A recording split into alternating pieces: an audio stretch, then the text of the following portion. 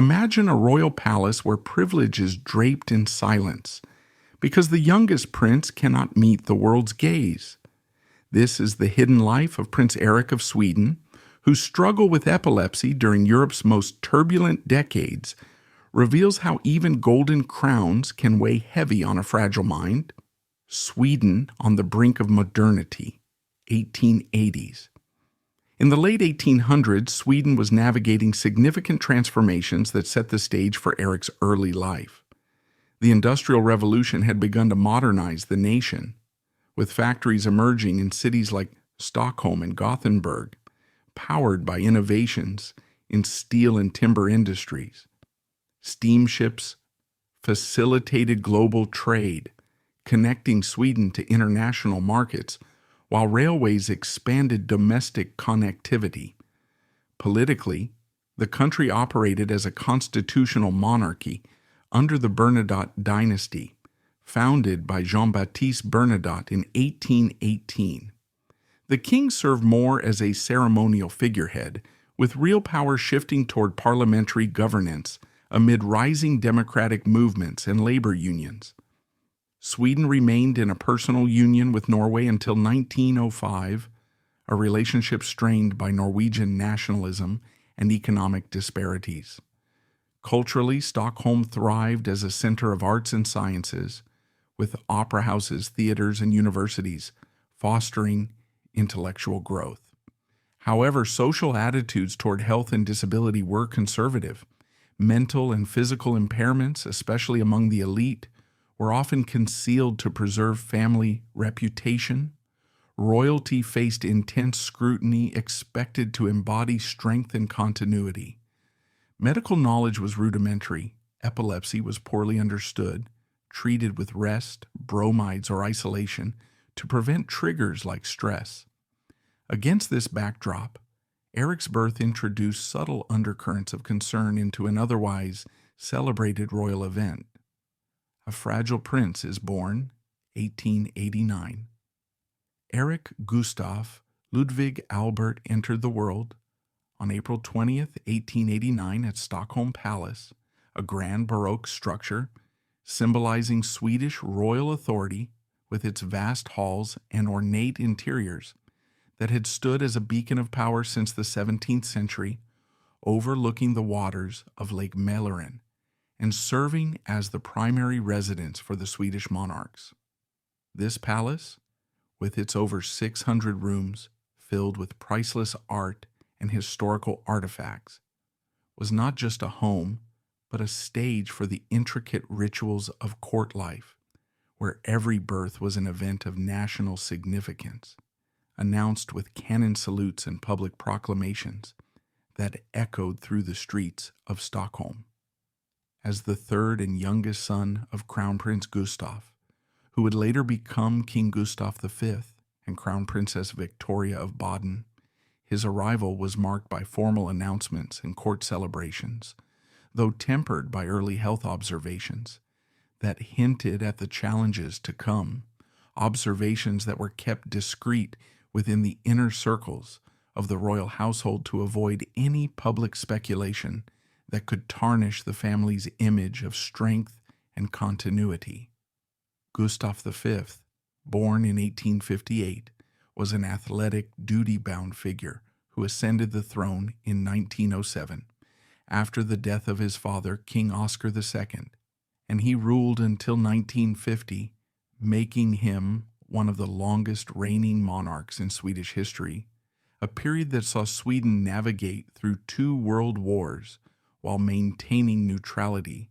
economic growth in industries like steel and timber,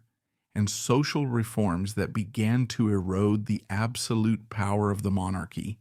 in favor of parliamentary democracy. Known for his interests in sports like tennis, which he played competitively well into his old age, and hunting expeditions in the vast Swedish forests, Gustav often found himself engaged in public and diplomatic roles that took him away from family life,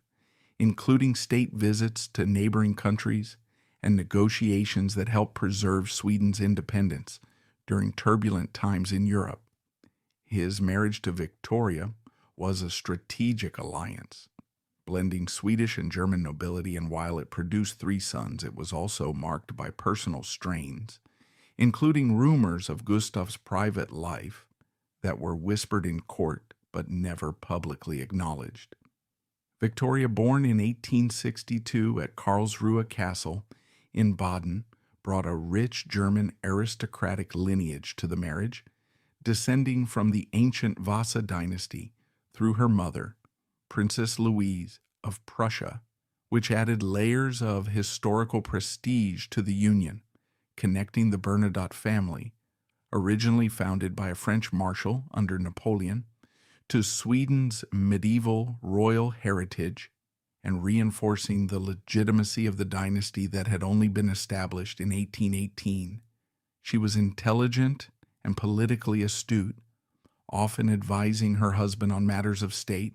and maintaining close ties with her German relatives, including Kaiser Wilhelm II,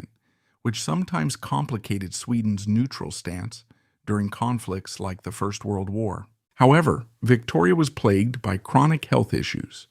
including bronchitis and other respiratory ailments exacerbated by the harsh Nordic climate, which necessitated frequent travels to warmer climates like Italy, where she would spend months at a time in places such as Capri or Rome, seeking relief in the Mediterranean sun and consulting with European specialists who prescribed rest and herbal treatments that were the medical standards of the day. These absences created a dynamic within the family where maternal presence was intermittent,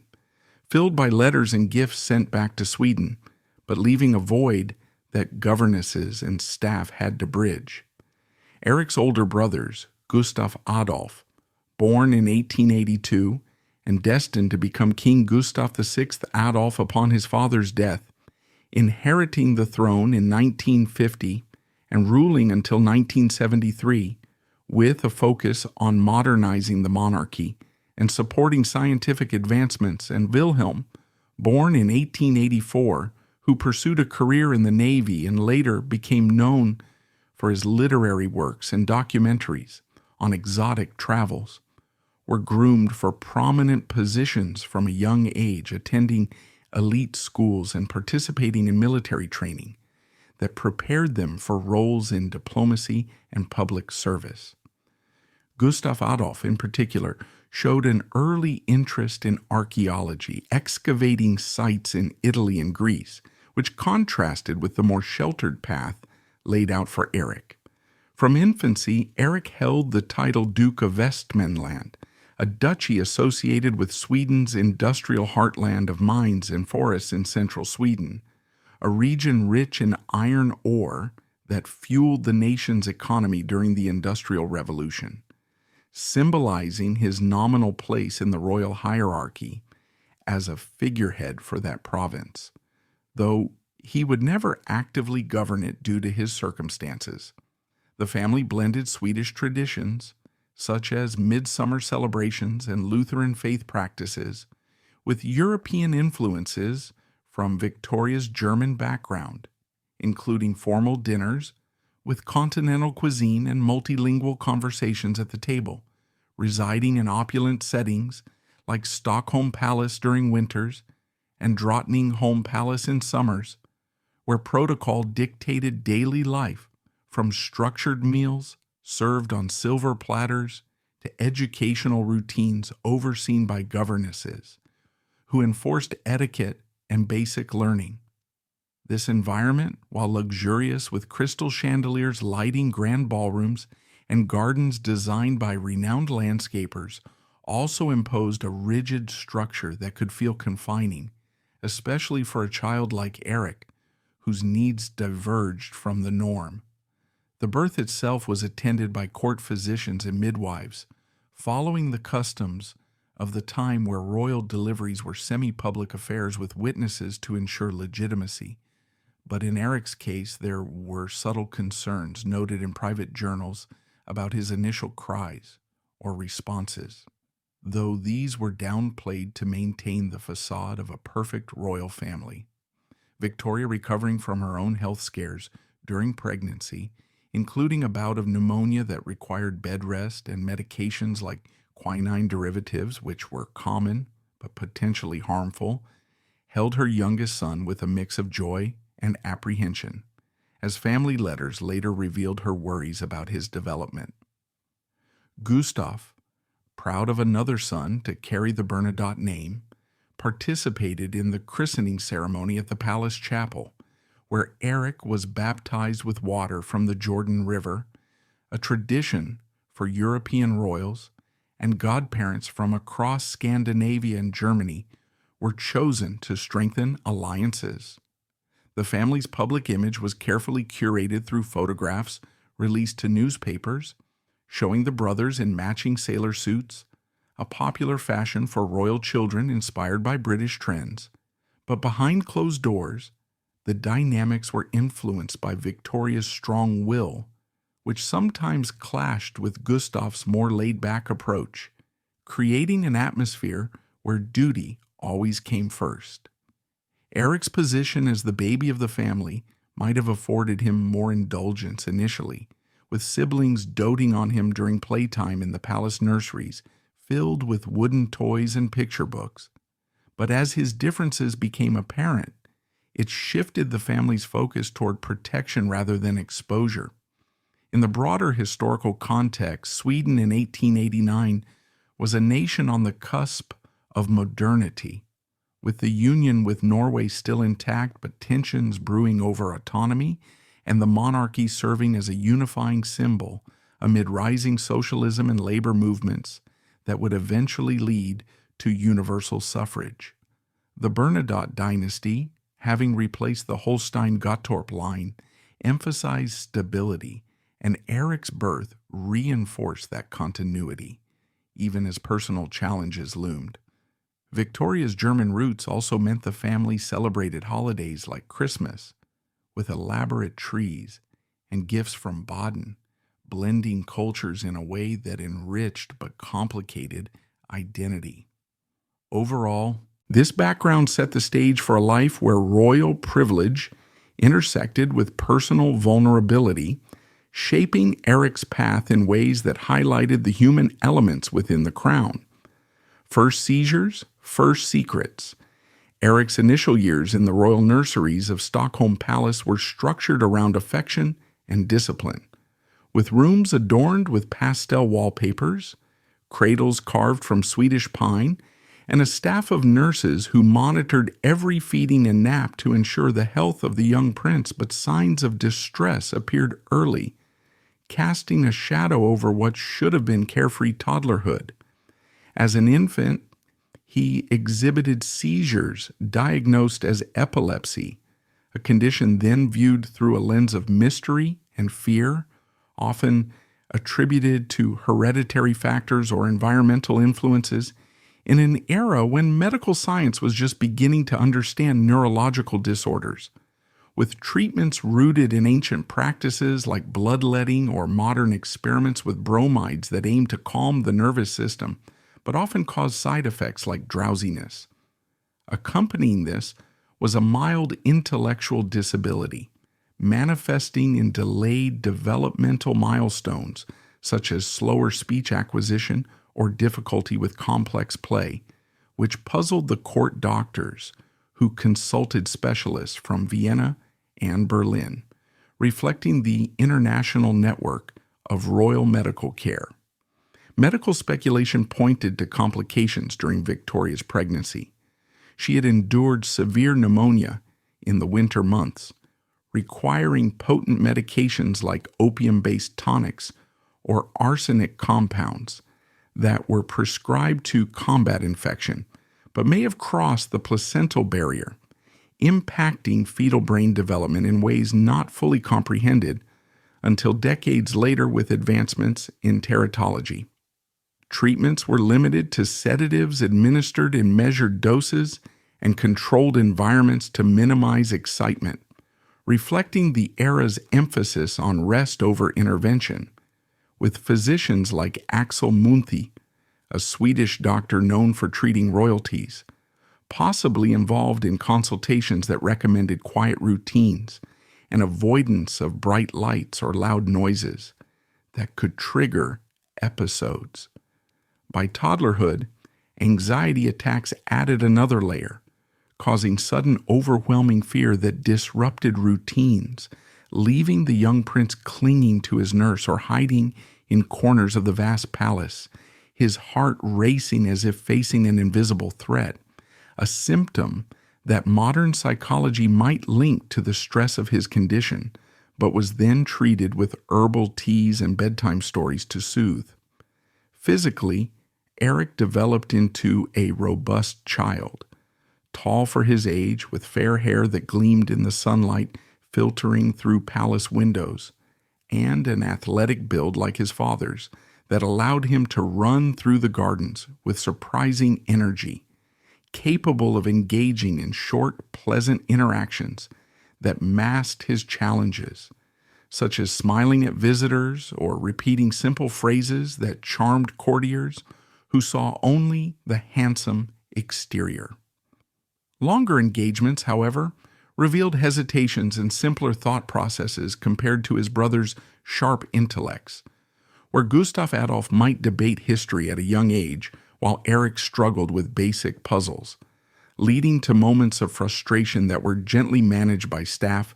to prevent escalation.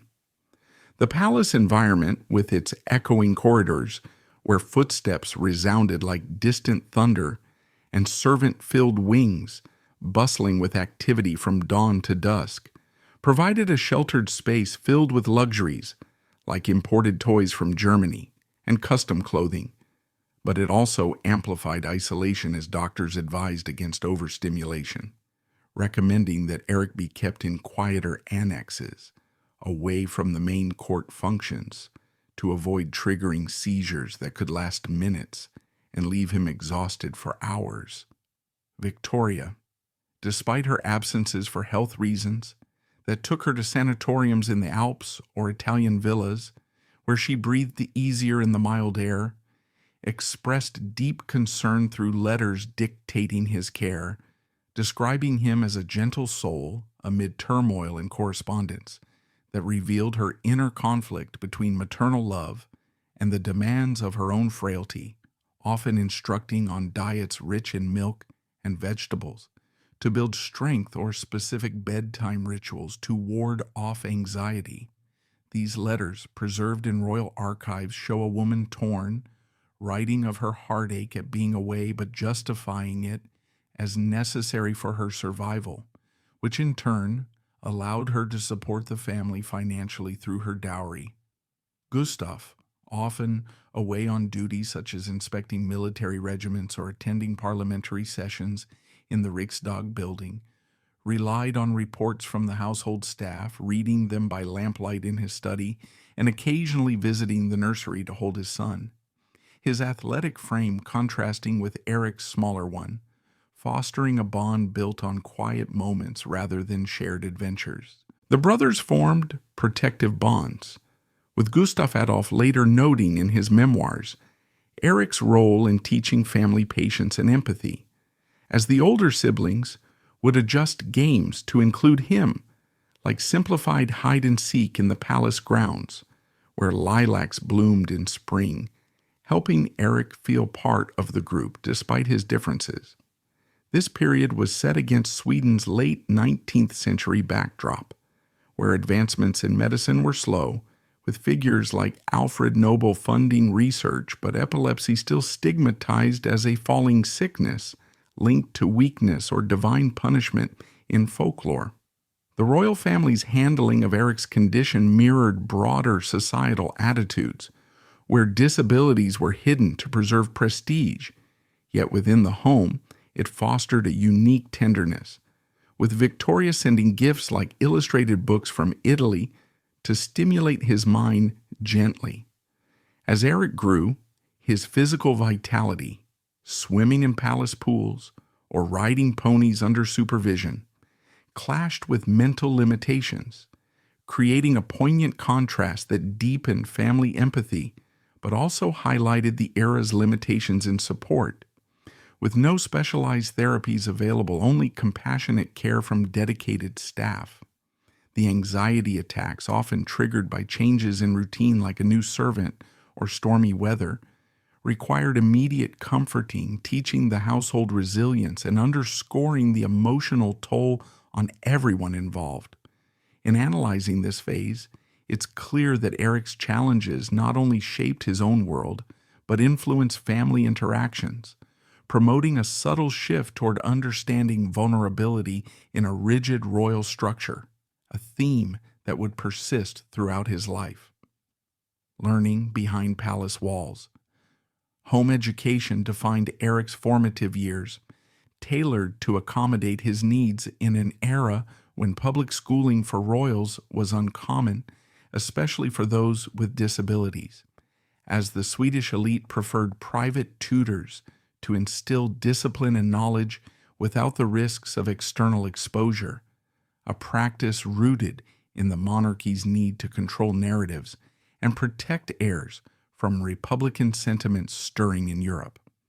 Governess Louise Rinmen, affectionately called Vas by the children, a nickname derived from her sharp yet kind demeanor, played a pivotal role, having cared for all three brothers from infancy in the nursery, where she sang lullabies in Swedish and German, transitioning seamlessly to educator as they grew. Her background as a trained teacher from a middle-class family bringing practicality to the opulent setting. A practical woman skilled in languages, arts, and history, she adapted lessons with Swedish folklore stories to calm his anxieties, fostering a nurturing environment that extended throughout his life, where mornings might begin with simple alphabet recitations, using colorful blocks and afternoons devoted to drawing Nordic landscapes, all paced to Erik's rhythm to avoid overwhelming him and triggering health episodes. Rinman's dedication was unwavering. She remained by his side even as his brothers moved to formal academies, reading to him from books on Swedish kings or playing piano pieces to soothe, her role evolving into that of a surrogate parent in Victoria's absences, documented in household logs that praise her patience. Family dynamics revolved around balancing royal obligations with personal support. Gustaf's athletic pursuits, like organizing tennis matches at the palace courts with the international guests, contrasted with Erik's quieter activities, such as tending small garden plots where he planted flowers under Vas's guidance. Yet visits from brothers brought shared moments of storytelling and games, where Wilhelm might recount naval tales from his training cruises, simplifying them for Erik's understanding and drawing laughs that lightened the atmosphere. Victoria's frequent sojourns abroad created emotional gaps, filled by correspondence and gifts like Italian confections, chocolates wrapped in gold foil, or candied fruits that arrived by post, underscoring her divided attentions between health and motherhood as she wrote detailed instructions on his progress while recovering in sunny villas, her letters revealing a mix of guilt and resolve. The siblings' protectiveness highlighted a familial resilience, with Wilhelm and Gustav Adolf integrating Erik into private gatherings, such as family picnics in the palace parks where they flew kites or played croquet, adapted to his pace, analyzing how his presence softened the rigid court atmosphere that otherwise demanded perfection and protocol. This period deepened the psychological impact of his conditions, where physical vitality clashed with mental limitations, leading to a life of controlled routines that prioritized stability over exploration, with daily schedules including short lessons, rest periods to manage epilepsy risks, and evening reflections that built emotional security. In the context of the 1890s and 1900s, Sweden was experiencing cultural shifts with the rise of authors like August Strindberg challenging social norms, and the royal family embodied tradition amid change, using education to reinforce values like duty and compassion. Erik's tailored learning, focusing on basic literacy, geography through maps of Vestmanland, and moral tales from the Bible, contrasted with his brother's rigorous studies in Latin and strategy, highlighting inequalities but also the family's adaptive love. Vasa's influence extended to teaching manners that allowed Erik to navigate rare family dinners gracefully, her stories of trolls and elves from Swedish myths providing escape and therapy for his anxiety. Gustav, in quieter moments, would join these sessions, sharing hunting stories toned down for sensitivity, fostering paternal bonds despite his busy schedule of state affairs. Victoria's gifts, often accompanied by notes expressing pride in small achievements, like mastering a new word, bridged the distance but underscored the strain. As biographers later noted her internal conflict between self-preservation and family.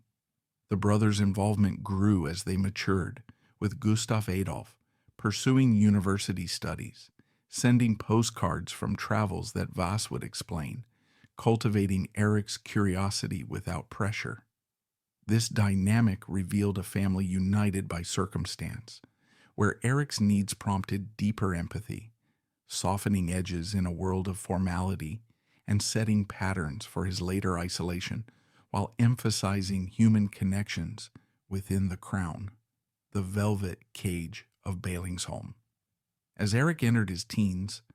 the royal family's decision to shield him intensified, reflecting societal stigmas where disabilities threatened the monarchy's image of infallibility in a time when European aristocracies were under increasing scrutiny from emerging democratic movements and sensationalist press that could exploit any perceived weakness to fuel anti-monarchist sentiments across Scandinavia. This protective stance was not unique to Sweden, but echoed practices in other royal houses, such as the British Windsors or the Russian Romanovs, where imperfect heirs were often sidelined to preserve the illusion of divine right and unblemished lineage,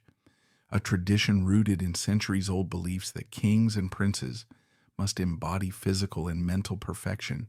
to justify their rule. Erik, now navigating the awkward transition from boyhood to adolescence with the hormonal changes that amplified his existing challenges, avoided public schools entirely,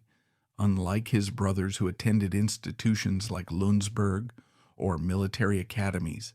that prepared them for leadership roles in a modernizing society. He also steered clear of major events such as state banquets, coronations, or national festivals, like Walpurgis night celebrations where bonfires lit up the Swedish countryside, events that would have exposed him to crowds and potential judgment,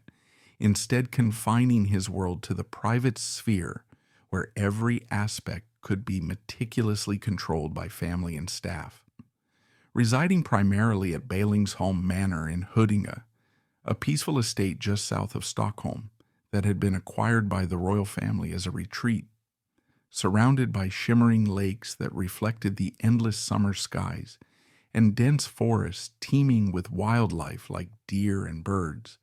that provided a natural soundtrack to his days. This setting offered tranquility with its rolling meadows and well-tended paths for walks, but it also enforced solitude, turning the manor into a sanctuary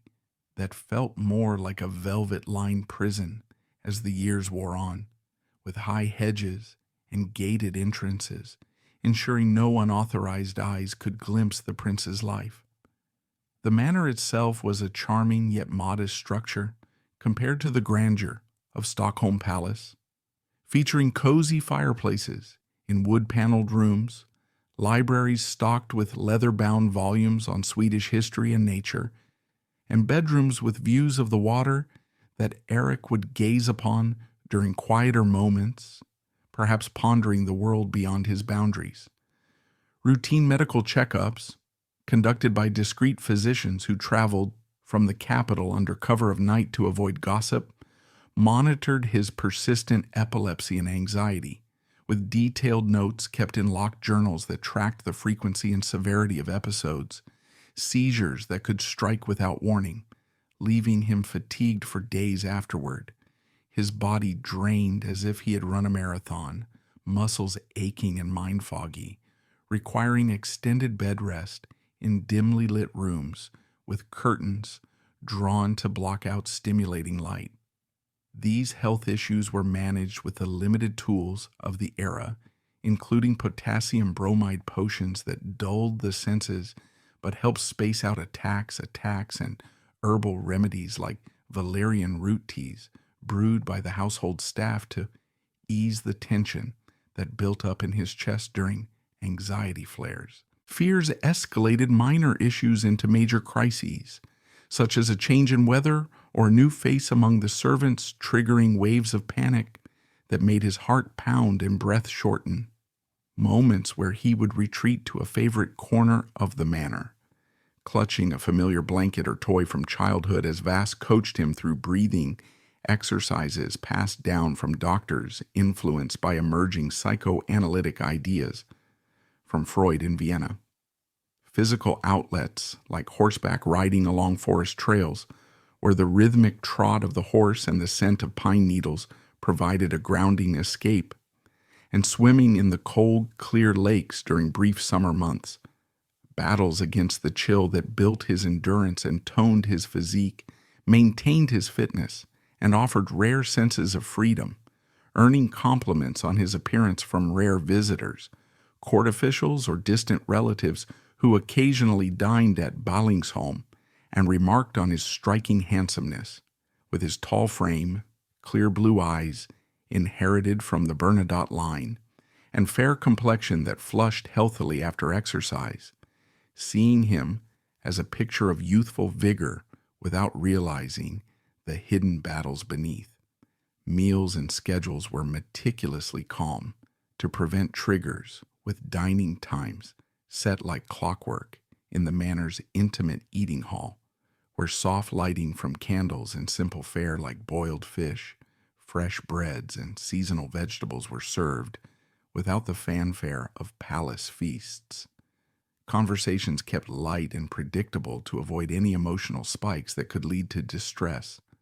a routine that Vass oversaw with military precision, ensuring every day blended seamlessly into the next for stability. Bi-weekly chaperone trips to Stockholm provided brief respites from this monotony, carefully planned excursions where a small entourage, including Vass and a trusted guard, would accompany him in a discreet carriage, strolling through the bustling streets of Gamlestan with its cobblestone paths and medieval architecture, the air filled with the aroma of street vendors selling cinnamon buns and fresh herring,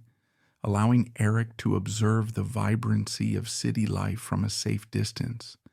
perhaps purchasing treats like licorice candies or small trinkets that brought a spark of joy to his otherwise structured existence. And on special occasions, the highlight was visits to the Royal Opera House, a magnificent venue built in the neoclassical style with gilded balconies and crystal chandeliers that illuminated performances of operas by Verdi, whose passionate tales of love and tragedy in works like La Traviata resonated deeply, or Wagner's epic Ring Cycle with its thunderous orchestras that transported him to mythical realms, offering emotional escape in the darkened private box, where he could lose himself in the music without fear of scrutiny, the swells of sound washing over him like a balm for his restless spirit. These outings, always conducted incognito with Erik dressed in plain clothes to blend into the crowd, were his sole public interactions, beyond the official family portraits taken annually in the palace studios, where photographers posed the siblings in formal attire, Erik standing tall with a composed demeanor that concealed inner struggles, his smile practiced to perfection, but his eyes sometimes betraying a distant longing. Images released to the press to project unity and strength. The 1905 dissolution of the Sweden-Norway Union, a peaceful separation driven by Norwegian demands for independence after decades of shared monarchy since 1814, ended Erik's Norwegian princely status with the stroke of a pen in the Oslo Parliament, a minor shift in his insulated world that barely registered amid his daily routines, but underscored the family's focus on discretion amid national changes as King Oscar II reluctantly accepted the split, leading to Haakon VII's ascension in Norway, while Sweden turned inward, emphasizing neutrality and internal reforms like expanded voting rights that hinted at a shifting society where royal privacy became even more guarded. This event, celebrated with subdued ceremonies in Stockholm to avoid unrest, passed Erik by in his seclusion, yet it marked a turning point where the Bernadot dynasty consolidated its Swedish identity, reinforcing the protective bubble around him as public attention on the family intensified with newspaper coverage of the union's end, complete with editorials praising Gustaf's steady hand. Throughout these years, Erik's adolescence was a tapestry of quiet endurance, where the beauty of Bælingsholm's natural surroundings, autumn leaves turning gold or winter snow blanketing the grounds in silence, contrasted with the growing awareness of his limitations, fostering a maturity born from introspection rather than experience, with Vasa's constant presence providing continuity as she transitioned from teacher to companion, sharing walks where they discussed the changing seasons or simple news items filtered for positivity. Family visits, though infrequent due to brothers' commitments, Gustav Adolf studying abroad in Germany and Wilhelm at sea, brought warmth, with shared teas where stories of the outside world were gently relayed, helping Erik feel connected without overwhelm. The deepening isolation, while intended as kindness, sowed seeds of quiet melancholy, as Erik occasionally expressed subtle frustrations through drawings or comments to Vas about wishing to see more of the city lights, hints that the family noted but addressed only through minor adjustments, like extended opera trips. Societally, this period coincided with Sweden's cultural renaissance, with artists like Carl Larsson painting idyllic family scenes that idealized domestic life, a stark contrast to Erik's reality, yet his story embodied the era's hidden undercurrents of progress in medicine and social attitudes, where early discussions on mental health began in academic circles, though not yet reaching royal policies. In essence, these teen years solidified the patterns of his life, blending protection with poignant restriction, shaping a young man whose outer poise hid an inner world, rich with unspoken dreams and resilient adaptation. Plans for freedom, walls remain. Approaching adulthood, efforts to secure Erik's privacy led to the construction of a residence in Djursholm between 1907 and 1909, a forward-thinking initiative by the royal family to create a more permanent and tailored haven as he transitioned into his 20s, reflecting a blend of compassion and calculation in an age when urban expansion around Stockholm was creating affluent suburbs designed for the elite to escape the city's hustle while remaining connected. Djursholm, a budding garden suburb north of the capital developed by visionary entrepreneurs, inspired by English garden cities like Letchworth, featured wide avenues lined with oak trees, spacious plots for villas, and a sense of planned harmony that appealed to the upper class, seeking tranquility amid Sweden's industrial boom, with its proximity to the sea, offering fresh breezes and scenic views that could benefit health. The villa commissioned for Erik was meticulously designed with high walls of stone and wrought iron to ensure seclusion from neighbors and passers-by, serene gardens planted with native shrubs and flower beds that could be tended for therapeutic purposes, and an interior layout that prioritized comfort over ostentation. Cozy rooms furnished with upholstered armchairs, by Swedish craftsmen, bedrooms with large windows for natural light, controlled by heavy drapes, and a library stocked with accessible books on topics like botany and music to stimulate without strain, all under the guidance of architects who consulted with medical experts on features like wide doorways for ease and quiet zones to minimize echoes that might agitate his condition. This project, funded from the royal privy purse and overseen by Gustav's advisors, represented a significant investment, symbolizing the family's commitment to his well-being while addressing the practicalities of his growing independence, though whispers in court suggested it was also a way to further remove him from the palace's central operations, as Gustav prepared for kingship. However, health variations, perhaps more frequent seizures during this transitional phase, or intensified anxiety from the anticipation of change, or family reconsiderations,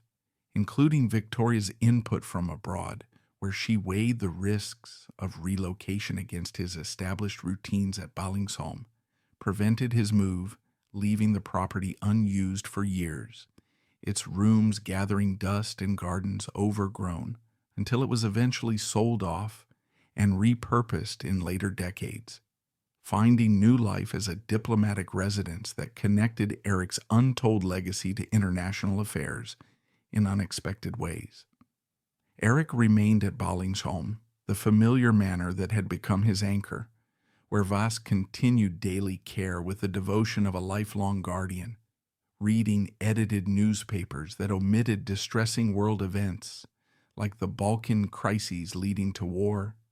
selecting articles on benign topics such as agricultural advancements or cultural exhibits to keep him informed without alarm, her voice steady as she narrated in the sunlit drawing room overlooking the lakes. She also encouraged gardening, a hobby that flourished under her encouragement, where Erik's skill with roses, carefully pruning varieties like the deep red Queen of Sweden or delicate pink climbers that twined up trellises, symbolized personal achievement amid restrictions. The act of nurturing blooms from bud to flower, mirroring his own quiet growth, with the scent of petals filling the air during summer harvests that he would arrange in vases for the manor's tables, finding satisfaction in the tangible results that contrasted his intangible constraints. This era analyzed the contradictions of royal life, outward honors bestowed upon him from afar, like the Norwegian Lion Medal in 1904, a chivalric order granted before the Union's dissolution as a nod to his dual heritage, pinned during a private ceremony at the palace, or the Danish elephant in 1912, one of Scandinavia's highest distinctions exchanged during diplomatic visits, that Erik observed from the sidelines, these accolades accumulating like badges on a uniform he rarely wore, contrasted sharply with his lack of official duties, highlighting how titles masked inactivity and served more as symbolic gestures to maintain the family's prestige than reflections of his contributions. Psychologically, the isolation fostered a sense of confinement that deepened with age, as Erik became more aware of his divergence from peers who married, traveled, or assumed roles, his brothers establishing families and careers while he remained in stasis, leading to introspective evenings where he might stare at the stars from Ballingsholm's terrace, pondering unspoken questions about purpose, yet hobbies like gardening and occasional sketching of landscapes provided emotional anchors, outlets that Vas praised to build his confidence. Family visits, now more structured as Gustav ascended the throne in 1907 amid national mourning for Oscar II, brought moments of connection, with Victoria sending parcels from Italy filled with seeds for his garden or books on horticulture, her letters expressing pride in his resilience despite her physical distance, while brothers shared updates on their lives, Gustav Adolf's archaeological digs, or Wilhelm's sea voyages tailored to inspire without envy. These interactions revealed resilience in adapting to limitations, as Erik learned to find joy in small rituals, like afternoon teas with Voss discussing the day's plantings or listening to gramophone records of opera arias that echoed his Stockholm outings, maintaining a thread of continuity. The 1910s unfolded against a backdrop of global tension, with Sweden's neutrality in the brewing First World War allowing the royals to focus inward. Yet Erik's world remained untouched by headlines of trenches and alliances, his days a serene counterpoint to Europe's chaos. This arrangement, while limiting, cultivated a profound inner strength, where the villa's abandonment underscored the family's cautious approach, prioritizing familiarity over novelty to safeguard his health, a decision that, in hindsight, preserved stability but amplified the poignant solitude of his adult years. As the decade progressed, subtle shifts in his demeanor, perhaps a more contemplative gaze or expressed interest in news snippets, hinted at evolving desires, setting the stage for later pleas for change, all while the contradictions of honor without action and isolation amid affection defined his existence, a microcosm of royal life's hidden complexities. War outside, restlessness within. Sweden's neutrality during World War I allowed the royals to emphasize diplomacy and humanitarian aid, positioning the country as a beacon of stability amid the chaos engulfing Europe from 1914 onward, where trenches scarred the landscapes of France and Belgium, empires crumbled under the weight of modern warfare, and millions faced the horrors of gas attacks and artillery barrages. Yet Sweden, under King Gustav V's steady guidance, maintained its non-belligerent status through careful negotiations, exporting iron ore to both sides while organizing relief efforts, like food shipments to war-torn regions and hosting peace conferences in Stockholm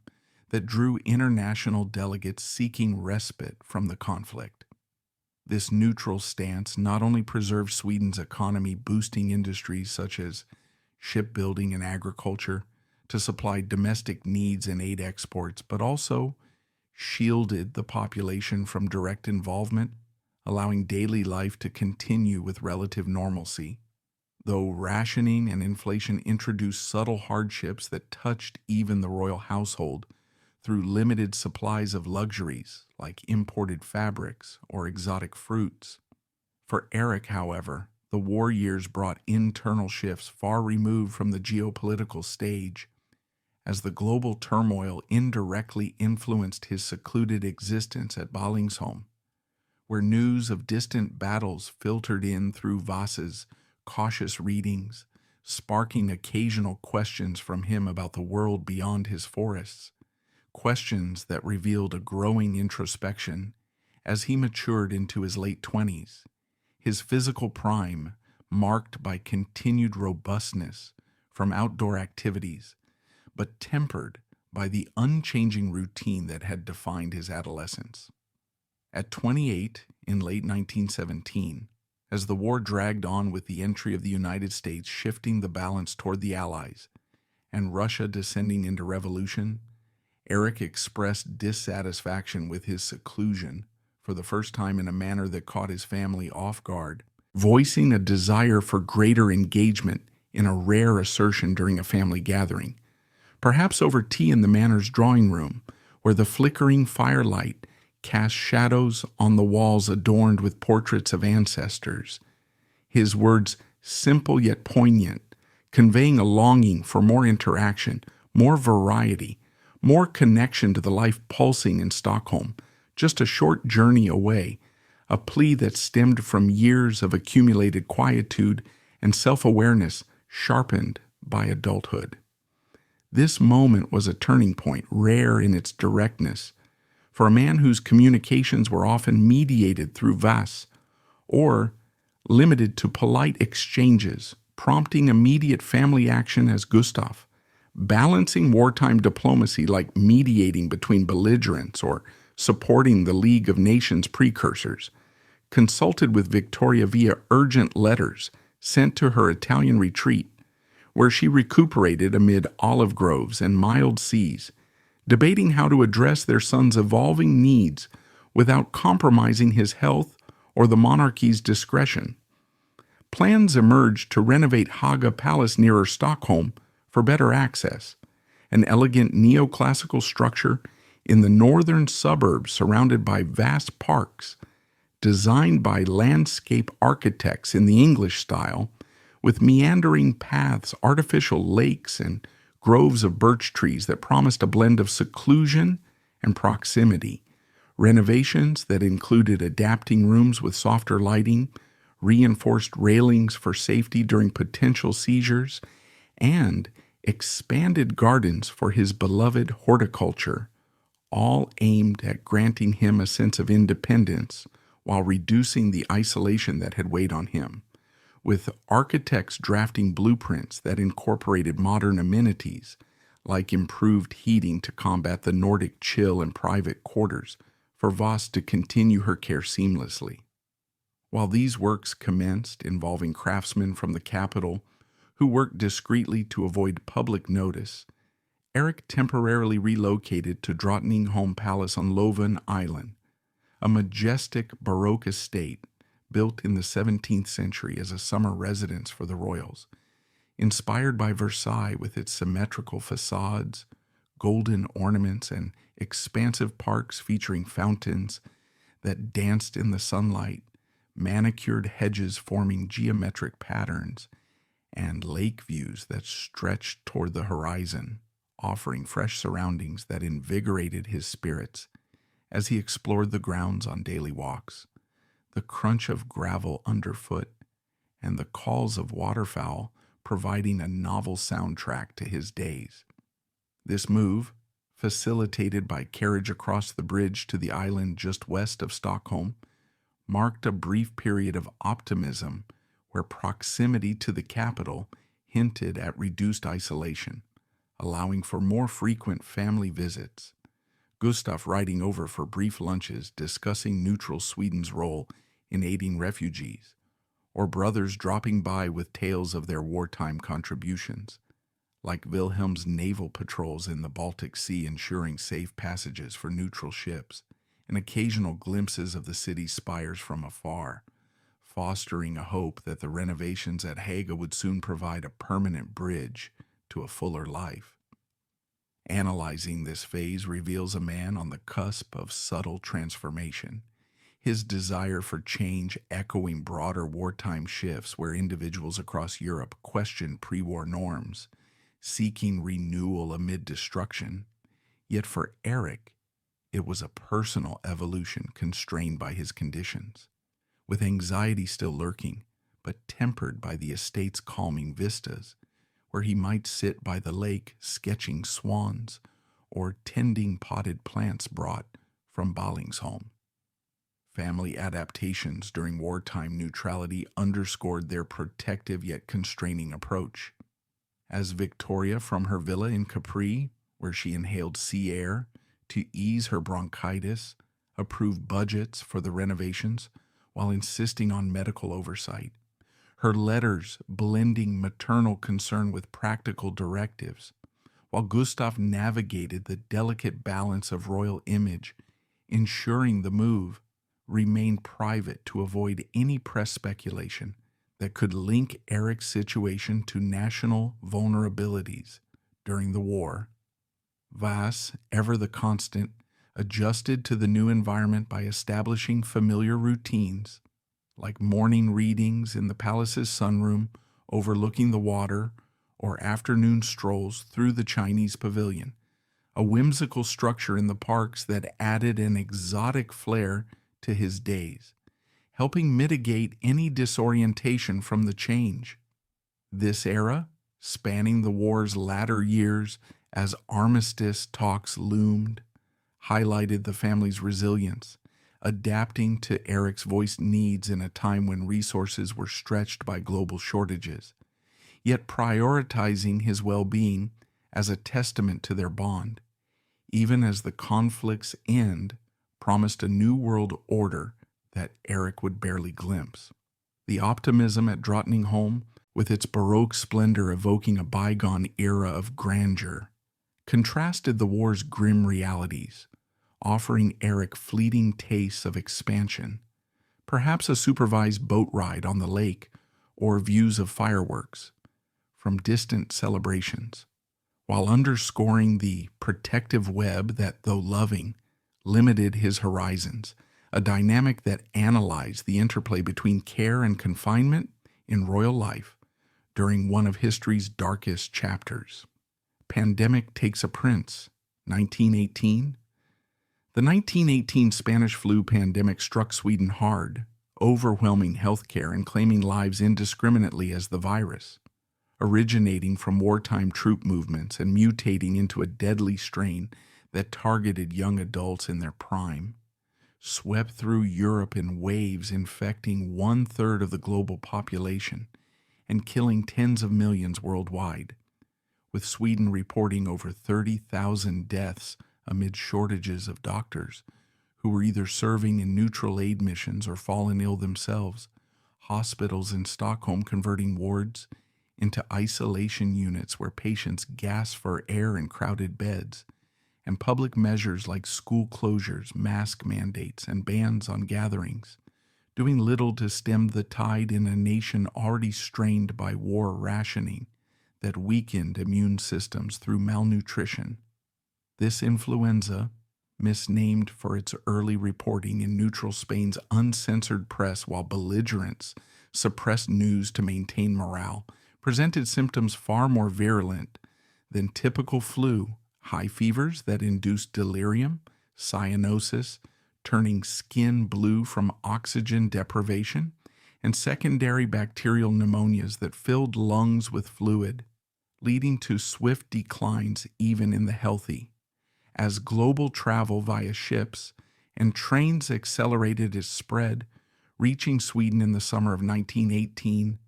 and peaking in the fall with daily death tolls climbing in cities like Gothenburg and Malmö. Erik, robust yet vulnerable due to his underlying epilepsy and the cumulative stress of isolation that may have subtly compromised his resilience, contracted the virus in September at Drottningholm, likely through an infected staff member or contaminated supplies delivered from the capital, where the pandemic raged unchecked in crowded trams and markets. His initial symptoms starting as a mild cough and fatigue that Vass noted with concern during their routine walks, escalating rapidly into the hallmark fever and weakness that confined him to bed in one of the palace's upper chambers, a room with tall windows overlooking the beloved gardens where autumn leaves began to fall like a somber curtain on his final days. Despite round-the-clock care from Vass and a dedicated staff of nurses summoned discreetly from Stockholm's medical elite, who administered aspirin for fever reduction, broths for hydration, and cool compresses to ease his burning skin, following the limited protocols of the time that lacked antibiotics or ventilators. Erik's condition deteriorated as the virus exploited his pre-existing vulnerabilities, perhaps exacerbating seizures or amplifying anxiety into hallucinatory fears amid the delirium. His breaths growing labored in the quiet of the Baroque palace that had once symbolized hope, but now echoed with the gravity of his struggle. His parents' absence amplified the tragedy, with Gustav occupied with state matters in Stockholm, overseeing emergency decrees for quarantine zones and aid distributions to flu-stricken provinces while managing diplomatic cables on the war's armistice signed in November, his duties as king preventing a timely visit despite telegrams updating him on Erik's decline, a regret that would haunt him in later years, as expressed in private correspondences where he lamented the crown's demands over family. Victoria, ensconced in Italy for her health at a villa in Rome, where the Mediterranean climate warded off her bronchitis flares, received news via urgent wires that pierced her seclusion, her own frailty making travel impossible amid the pandemic's risks and wartime disruptions to rail lines, leaving her to pace marble floors in anguish, dictating responses that urged the best care but unable to hold her son's hand, a separation that underscored the family's fragmented dynamics forged by health and duty. On September 20th, 1918, just months after his 29th birthday, celebrated quietly with a small cake in the palace gardens and gifts from siblings like a new set of gardening tools, Erik died quietly in a room overlooking the beloved gardens, the flu exploiting his underlying conditions to claim him in a final, merciless wave, his passing marked by Vass's vigil at his bedside, holding his hand as the light faded from his eyes, the estate's serene beauty outside contrasting the profound loss within, a death that came swiftly yet peacefully compared to the agonies endured by many victims who drowned in their own fluids over days of torment. This event analyzed the fragility of life, even in privilege, where royal status offered no immunity to a pathogen that leveled kings and commoners alike, exposing how wealth could procure better care, private nurses, and isolated recovery spaces, but not alter the virus's indiscriminate nature, as Erik's story mirrored countless others in Sweden, from factory workers collapsing at their posts to soldiers returning from aid missions only to succumb at home. The pandemic's role in exposing health disparities was stark, with urban poor suffering higher rates due to overcrowding, while the elite like Erik had space and resources. Yet his vulnerability highlighted how chronic conditions amplified risks, prompting later reflections in medical circles on the need for inclusive public health strategies that Sweden would adopt in the interwar years, such as expanded vaccination programs and sanatoriums. In the broader context, Erik's death occurred as the war ended, with armistice celebrations muted by the flu's shadow, news of peace treaties signed in Versailles reaching Drottningholm posthumously, underscoring the irony of survival through global conflict only to fall to an invisible enemy. Voss, devastated yet composed, arranged the initial mourning, draping mirrors in black cloth per Swedish custom and notifying the family, her bond with Erik evident in the tender way she prepared his body, a culmination of decades of devotion. Gustav, upon receiving the news in his Stockholm office amid stacks of wartime documents, reportedly paused in silence, the weight of loss compounding the era's exhaustion, while Victoria's grief manifested in letters filled with remorse, questioning her absences, though rationalizing them as unavoidable. This tragedy, set against the palace's timeless elegance with its frescoed ceilings and gilded furniture, analyzed the intersection of personal vulnerability and historical forces, where the Spanish flu not only ended Erik's quiet journey, but illuminated the human cost of pandemics, a lesson resonant in later global health crises, emphasizing preparedness and empathy across social strata, a quiet, royal farewell. Erik's funeral was understated, aligning with his private life in a deliberate choice by the family to eschew the pomp typical of royal send-offs, such as grand processions through Stockholm's streets with horse-drawn hearses and military escorts that had marked the burials of past monarchs, instead opting for an intimate ceremony that reflected the discretion maintained throughout his existence, held in the crisp autumn air of late September 1918, as the flu pandemic still loomed, limiting attendees to immediate family and select staff to minimize infection risks and public exposure. The service, conducted at Drottningholm's chapel with its vaulted ceilings and stained glass windows, casting colorful patterns on the stone floors, featured Lutheran hymns sung softly by a small choir, eulogies that praised Erik's gentle spirit and enduring kindness without delving into his challenges, and prayers for peace in a world reeling from war and disease. A gathering where Vas stood solemnly, her eyes misted as she recalled decades of shared moments, while Gustav and Victoria reunited in grief, with Victoria hastening back from Italy upon safe passage, clasped hands in shared sorrow, the king's face etched with the regret of absence in his final hours. He was interred at Riddarholmen Church in Stockholm, the traditional pantheon for Swedish royals since the Middle Ages, a Gothic edifice on a small island in the city's heart, its spire piercing the skyline amid the archipelago's waters, where the Bernadot chapel, added in the 19th century with its neoclassical marble sarcophagi carved by Italian sculptors and inscribed with golden letters, housed the remains of the dynasty's members in a solemn space lit by eternal flames and adorned with coats of arms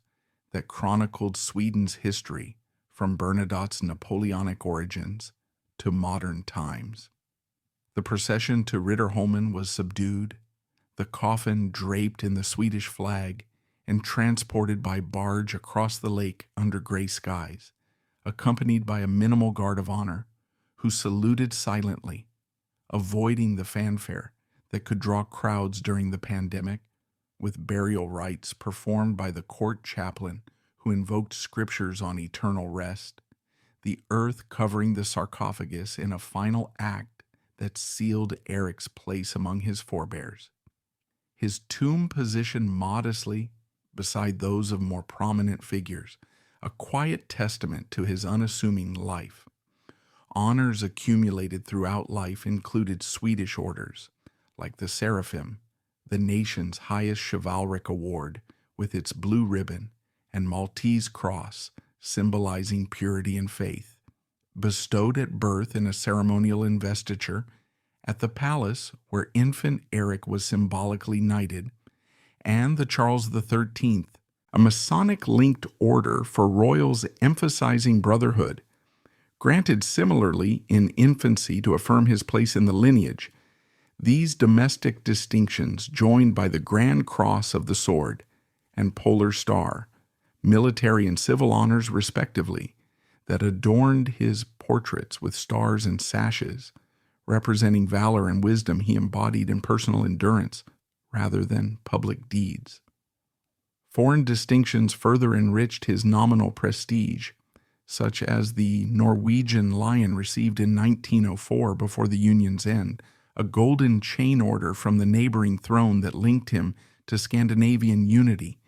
the Danish Elephant in 1912, an ancient order with its white elephant emblem exchanged during a state visit where Erik observed from afar France's Legion of Honor, with its red ribbon signifying merit, awarded through diplomatic channels that highlighted Franco-Swedish ties, and Germany's Black Eagle and Red Eagle, Prussian orders from Victoria's homeland featuring intricate eagle motifs,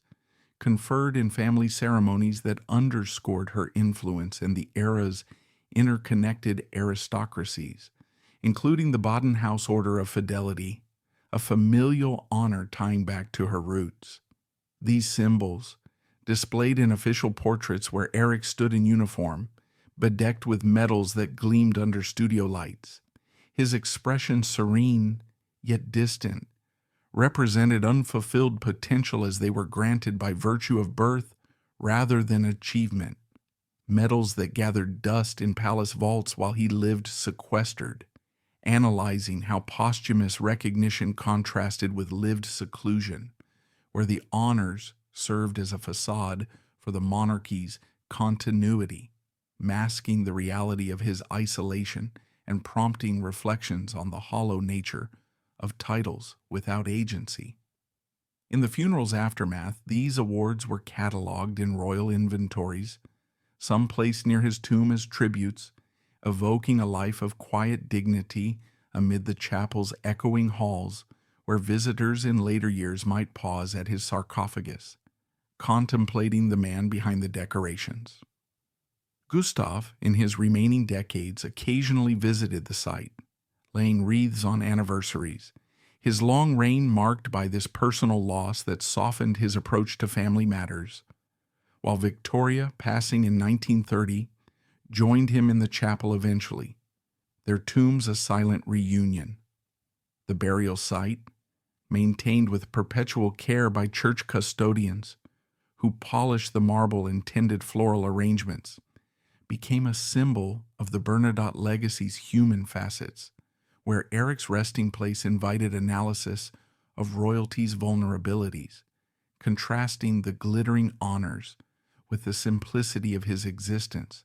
a narrative that underscores histories and layers beyond public acclaim,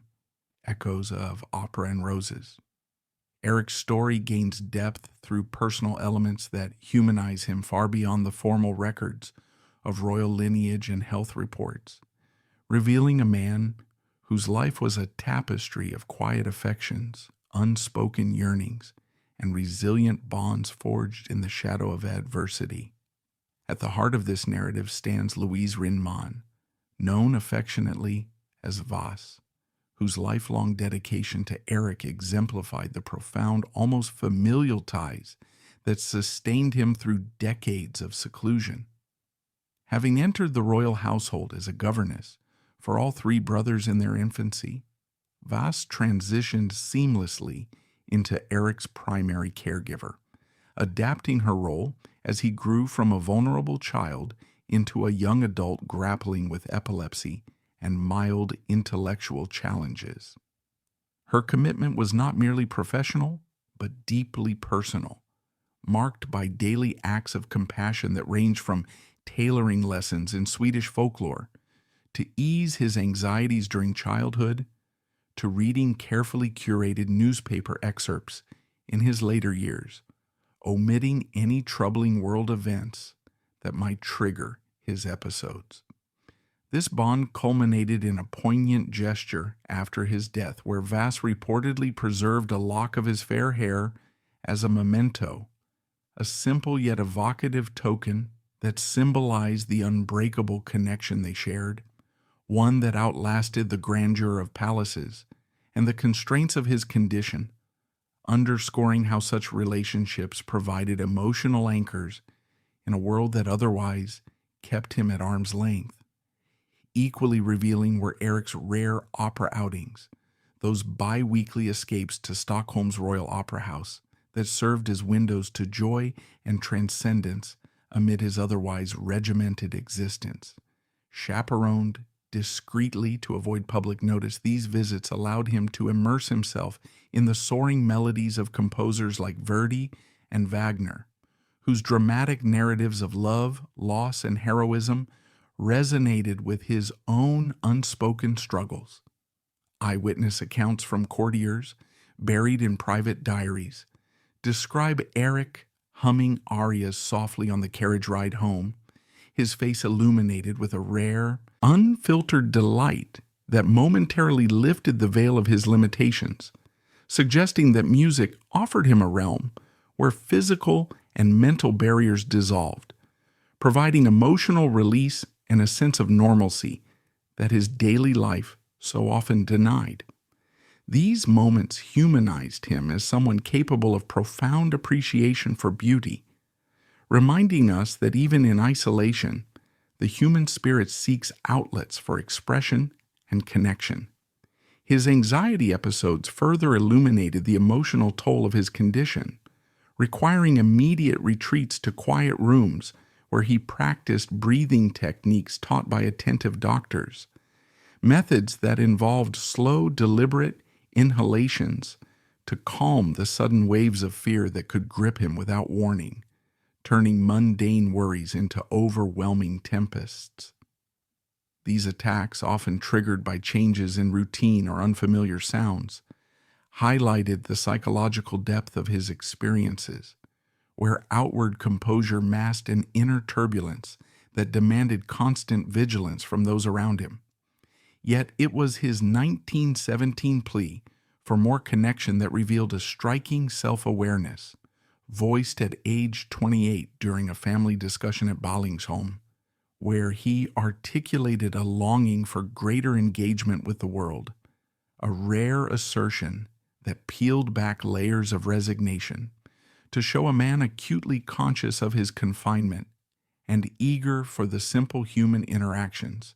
that others took for granted. This moment analyzed the evolution of his emotional world, from passive acceptance in youth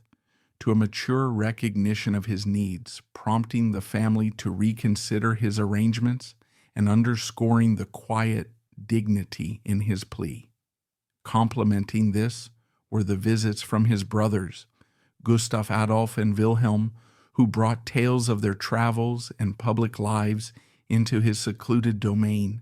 sharing stories of archaeological digs in distant lands or naval adventures on the high seas, narratives simplified for his understanding but rich with vivid details that sparked his imagination and fostered a sense of inclusion. Gustav Adolf in particular later reflected in personal writings on Erik's pure heart,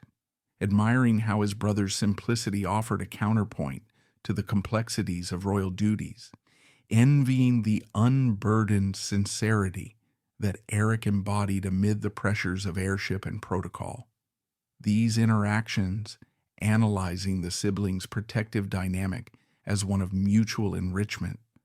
where Erik's presence taught patience and empathy in return for the glimpses of the wider world they provided. Victoria's gifts and letters sent from her health retreats in Italy added another layer of emotional complexity,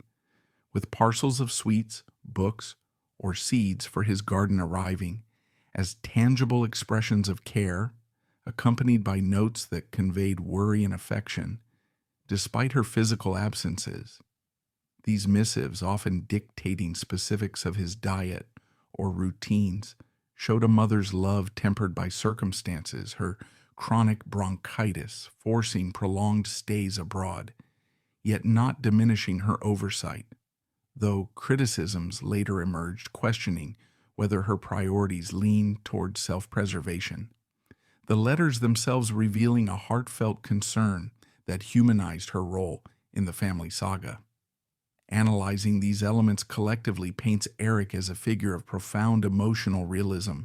where love manifested in small, consistent ways, through a governess's devotion, operatic escapes, sibling stories, and maternal tokens, highlighting life's contradictions in a royal context, where privilege coexisted with profound isolation, and personal bonds became lifelines in navigating the fragile beauty of human experience, mother, medicine, and myth. Debates surround Victoria's role in Erik's life, with some historians and biographers viewing her frequent absences as a form of neglect,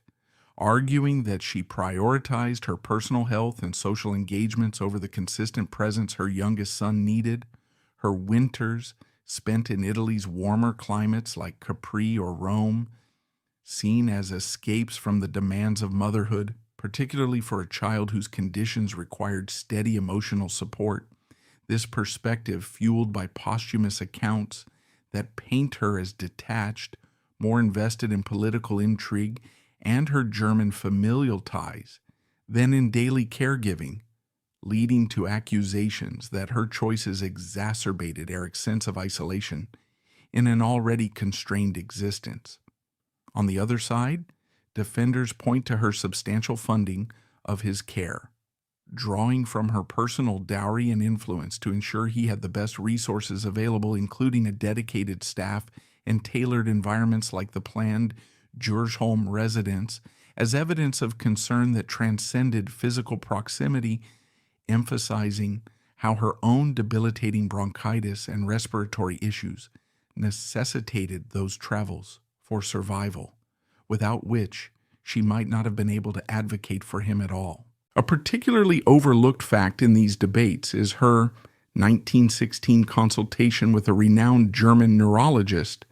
arranged secretly amid the First World War's disruptions, where she sought advanced treatments for Erik's epilepsy, coordinating cross-border correspondence and potential medications despite logistical challenges. This action illustrating a proactive maternal involvement that counters neglect narratives and suggests a woman balancing her frailties with determined efforts to improve his quality of life. These opposing interpretations analyze the complexity of her position as a consort in a constitutional monarchy, where public duties and health battles intersected with private family roles,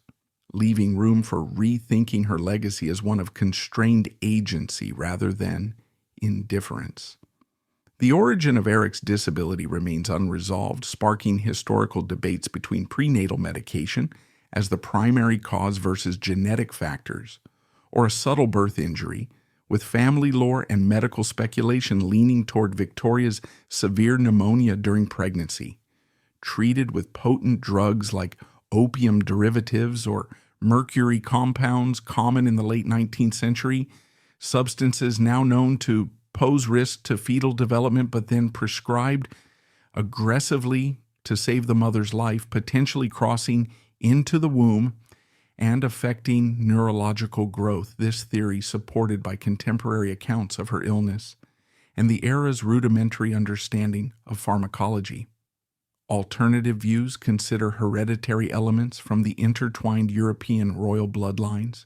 where intermarriages amplified risks of conditions like epilepsy, though no direct precedents in the Bernadot or Baden lines are definitively linked, or a birth complication at Stockholm Palace, perhaps oxygen deprivation during delivery that went unrecorded in the haste of royal protocols. These uncertainties fueling discussions on how medical practices of the time inadvertently shaped lives, with modern experts favoring the medication hypothesis, given the timeline of Victoria's treatment and Erik's early symptoms.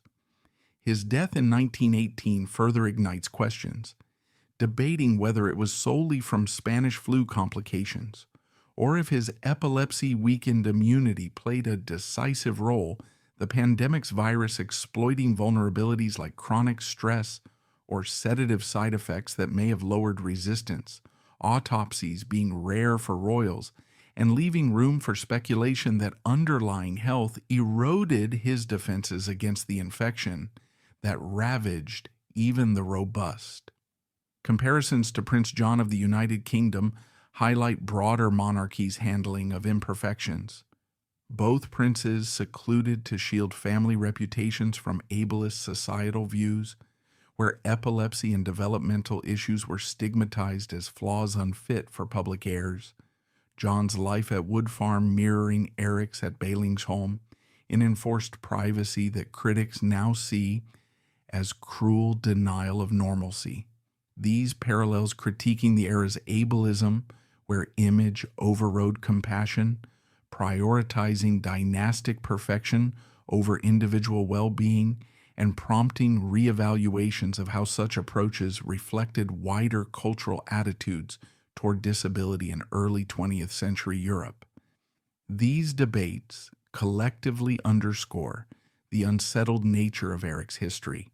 inviting nuanced perspectives that balance empathy for personal struggles with scrutiny of systemic choices, enriching our understanding of royalty not as infallible icons, but as human figures, navigating intersecting pressures of health, duty, and societal expectations. From secrecy to empathy, Erik's lesson. Erik's seclusion influenced perceptions of royalty's humanity in profound ways, shifting public and scholarly views from idealized monarchs to flawed individuals whose vulnerabilities mirrored those of ordinary people, exposing the cruelty of isolation as a protective measure that, while intended to safeguard both Erik and the crown's image, ultimately highlighted the emotional toll of such strategies. Where a life confined to estates like Balingsholm or Drottningholm deprived him of social interactions that could have fostered growth and happiness, This exposure quietly advancing mental health awareness in Sweden during the interwar period. By the 1920s, institutional improvements emerged, with expanded sanatoriums and specialized care facilities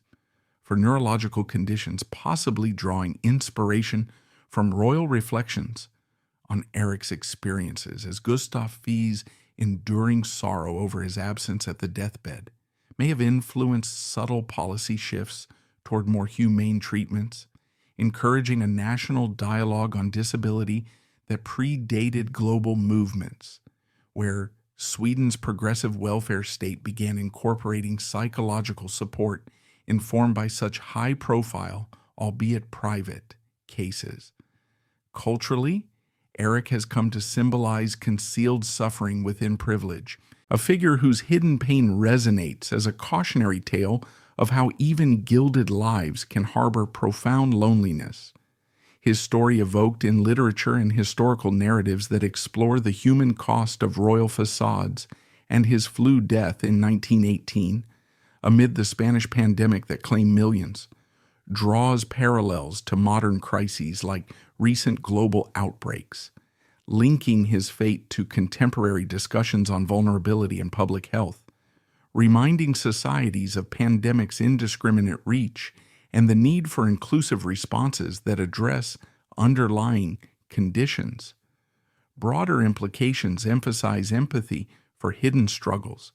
teaching that endurance often manifests quietly, not in grand achievements, but in the daily resilience Erik displayed through hobbies like gardening or opera appreciation, urging a reevaluation of strength as internal fortitude rather than visible success, and promoting inclusivity and disability rights by contrasting his era's secrecy with today's advocacy. This evolution is evident in contemporary royals' openness about health, from mental health disclosures by figures in various monarchies to public campaigns that demystify conditions like epilepsy, a marked shift from Erik's time when stigma enforced silence, now fostering environments where vulnerabilities are shared to build understanding and support. His legacy, though understated, thus serves as a bridge between past isolations and present inclusivity, encouraging lessons in compassion that transcend royal boundaries to inform societal progress, where remembering his short life illuminates the fragile beauty of human connections and the importance of addressing invisible pains with visible care. Prince Erik's 29 years encapsulate resilience amid adversity, finding meaning in simple pleasures like blooming roses, operatic melodies, and familial affection. His narrative underscores life's contradictions, where royal status amplified isolation yet fostered profound bonds. In examining his path, we gain insight into the human elements of history, honoring the quiet dignity that persists beyond public facades. A century later, his marble tomb rests in quiet shadow, yet his story speaks louder than ever, reminding us that dignity is not the absence of weakness, but the courage to live gently inside it.